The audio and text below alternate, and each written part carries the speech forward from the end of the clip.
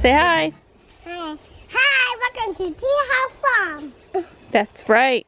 All right, welcome to Teal House Farm. Today we're just gonna give you a quick tour and update on the garden. Because last time we talked to you, we were desperately attempting to avoid the big freeze. And everything did pretty well. We'll show you what's going on, what's blooming. Since then we've planted a large portion of the main garden too, so we're gonna show you what's in it. So let's go for a little tour. So to give you kind of a reference point, almost all of our gardening stuff is together. So we have 10 acres here at Teal House Farm, and we garden probably, I don't know, I'm not good at these estimates. We garden in this area. I'm guessing it's a 1/4 acre garden, maybe a little bigger. But it's all broken up into pieces. So I just want to show you this because I want to encourage you that if you don't have a lot of space, you can still get quite a bit done if you're smart with how you use your space. So we have a bed here that's not fenced in because it doesn't have anything that anything would want to steal in it. We have our small DIY greenhouse, link up here if you want to try to build one yourself. We have our container garden right there, which is an L shape, and then inside the white fence is our main, like, in the ground garden. And from these setups we can grow quite a bit of food. Now we do have a few other things which are a little bit less likely to work for you if you are restricted on space, and I'll show you those two. We have 3 apple trees. And here's one of them over here. 3 apple trees that desperately need to be pruned, so that's on the list for this fall. There's one. And all along this row here are blackberries and elderberries. That's obviously something that we have a lot of and a lot of space. And this year, if you can see those 3 cages, I'm trying to plant some golden harvest raspberries, which I think will be fun. It's an orange colored raspberry. So we're gonna start over here real fast with our more wild plants. That did great even with the deep freeze. We have tons of wild blackberries and they are getting ready to bud. And wild blackberries are gonna be ready in July, so still quite a ways until we can enjoy those, but you can see they're getting ready to bloom with their beautiful white flowers. And we just have tons of them all along this row. Now these plants here with the more elongated leaves like this, and you'll notice that the leaves are also, we have one on the end and then they're always side by side, not alternating, not a zigzag, but opposite. I can't think of the word. It's like a mirror image. They're symmetrical. There we go. These are actually elderberries, but they have not bloomed yet. Elderberries are not into the fall. And it'll grow these huge, beautiful white flower clumps that kind of look like Queen Anne's lace. And they're looking very healthy. I do need to get in here and trim just a little bit. These are wild. These are natural to where we live.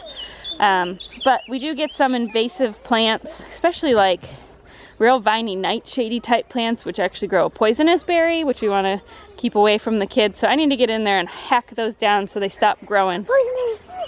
Yep, don't eat anything unless you tell mommy. But other than that, they really don't need any care. We never water them. They're, you know, these wild plants are really just, they take care of themselves as long as you don't let them get totally overgrown with something, or you're not in this like incredible drought, which we're not.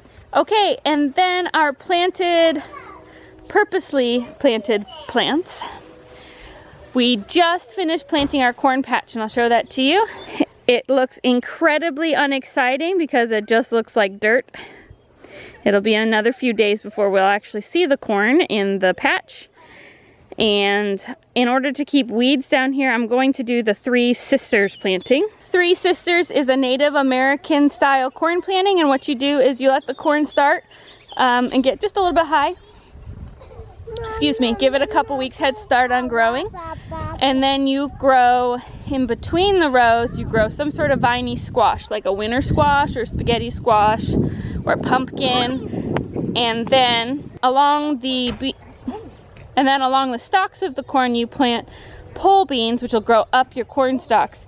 And this is a great system because corn is a heavy feeder, and the beans are going to help add, I think it's nitrogen back into the soil, and the squash serves as ground cover, which helps reduce weeds. So everybody wins. This is my third year doing a Three Sisters planting. The first year it did not work. I planted the beans too early and they toppled over my corn stalks because they were so heavy. And the second year it worked pretty well, except the squash bugs really got to my squashes there at the end. So we've taken a couple years off of squashes to let the bugs move elsewhere, and this year I'm hoping it'll all work great. Here is my strawberry patch. The plants are still pretty small. I'm working on organizing my runners so that they go in straight lines to encourage the row to fill in. We won't really get anything, probably just a couple little tiny berries from here this year. Strawberries are an investment for the future. Look who's awake from their nappy. Hi, Goobs.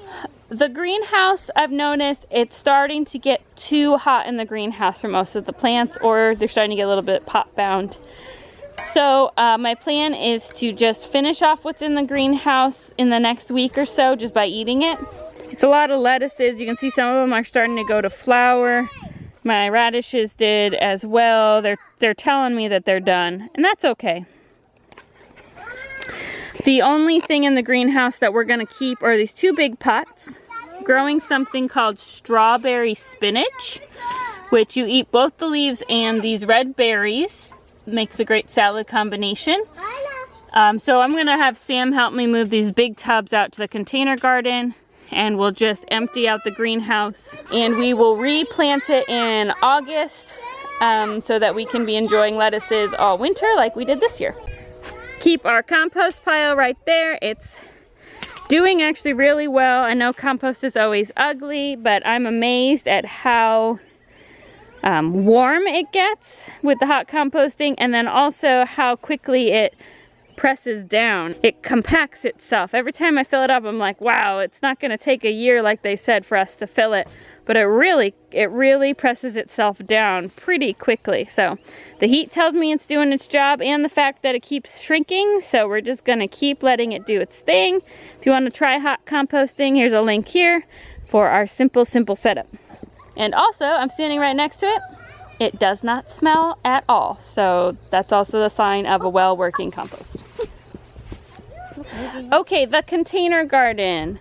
We've had some great successes. I'm going to start with those, and we've definitely learned a few things because this was my first year trying a container garden. Biggest thing I've learned is that you have to water it every day. If it didn't rain that day, even if it poured the day before, you have to water it every day. The soil really dries out fast. Things that are growing great, the onions and the lettuce combination in the tire, they just love each other. Look how beautiful that lettuce looks. And my mint plant is surviving even though I put a tarp over it and straw. It still popped back up out of the ground. There's some on that side. So we'll just let it do its thing. These tires here, these are our potatoes, and they are doing great.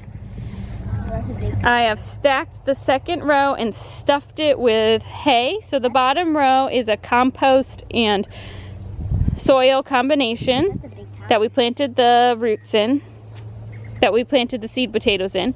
Once they got 4 to 6 inches high, I stacked another tire on top. This is a giant tractor tire, and stuffed it full of hay to cover them up. And the idea is that the potatoes will break through. You can see this one's got it breaking through. And when this is another 4 to 6 inches, we'll do one more layer of tires and more hay. And then once that breaks through, it'll do its thing. The stalks will eventually die, and then we'll know it's time to roll back the tires and enjoy our potatoes.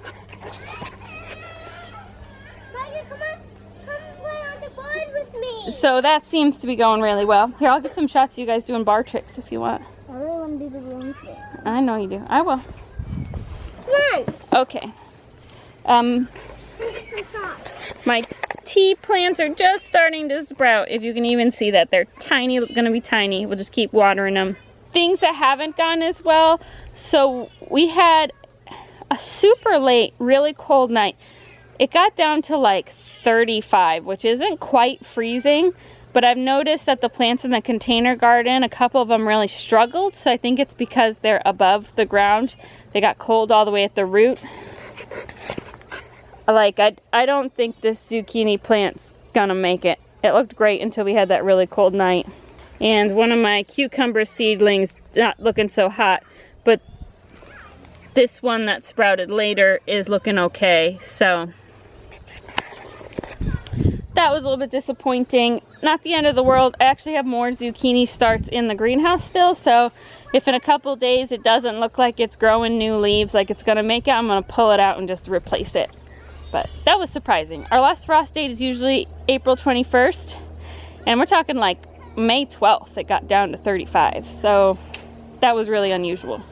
Okay, now the main garden. This has been coming along in pieces. So I work until the main garden just where I'm planting. We use straw to keep weeds down, and I just till as I'm going. So you'll notice there's patches that still have a lot of weeds. Just want you to know that's why, because I haven't planted anything there yet. We planted some tomatoes and they seem to be taking to the ground quite well. I think a good couple rainy days which we have coming up, and these things are just gonna really take off after being transplanted into the garden. I have 2 double rows of tomatoes. I think it's 26 plants is what I put in the ground. And then I just planted green beans. You can see I put up the T-posts, but I have not put up the lattice for them to climb on. They haven't even sprouted yet. And I put 1 zucchini plant here at the end of the row of beans, and that one actually did okay in that frost, just a little yellowed, but it's gonna be just fine. And then over here I've started my peppers. I have more in the greenhouse that need to be transplanted. These are looking really good. These are my banana peppers. Got some jalapenos and some regular peppers that I'm going to put to finish off these rows. I really enjoyed canning peppers last year. I found it to be a product that I could use pretty versatilely, so I'm going to do that again. And the last thing I actually did not plant, but we got quite a few volunteer onions. Last year was not a good year for onions. It got really wet all spring, and a lot of them just like rotted or sprouted and died immediately. And so I didn't do anything with them. But apparently there are quite a few bulbs left in the ground that gave it a second shot this year. And we had really good luck starting onions from seed, so I'm letting these actually go to seed. And I'm going to try to collect the seeds just to try. And then we will slice up the onions and probably freeze them. I don't typically freeze onions. I typically braid them and hang them, and they're good all winter. But when you let onions flower and go to seed, they don't do well with that. They go bad a lot faster. So you kind of have to either use them right away or freeze them is the only way to save them. And in the ever-present irony that is farming, homesteading, my crab apple trees did great with the late frost. Got lots of little crab apples growing. My apple and pear tree, otherwise, not a freaking fruit to be found. So there will be no apples this year. There will be no pears this year at the Teal House, which is really sad, but. And the last thing is the mulberry tree, which looked absolutely dead after the last frost, is recouping. And if you look really closely, you can see it is actually trying to grow some berries.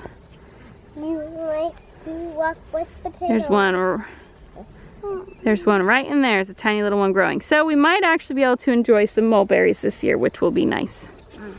That's all we have for you today. Thanks so much for watching. We will talk to you soon. We will talk to you soon.